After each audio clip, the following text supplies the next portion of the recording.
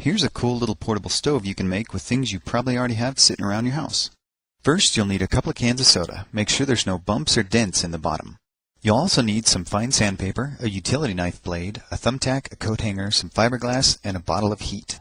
Use the sandpaper to remove the paint off the bottom couple of inches of both cans. Open the first can and pour out the contents.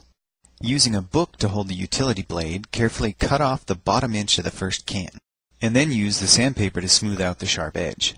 Use the second can to stretch out the lip of the bottom half of your stove. Now just add some fiberglass and your bottom half is done.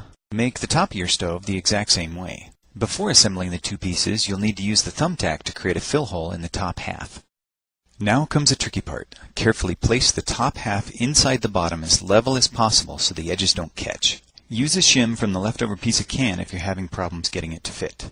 Once you have it lined up, squeeze it together as tightly as you can get it. Finally, use the thumbtack to create the fuel jets. Create a bunch of them evenly spaced around the top of your stove. If you don't already have a pot stand, you can quickly make one with the wire hanger. Just be sure to sand off the outer coating first.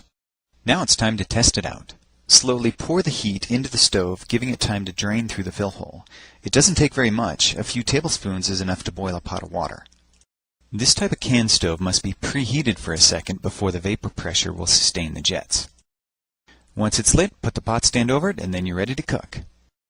So whether you're camping or just forgot to pay the electric bill, now you can make a tiny stove even MacGyver would be proud of.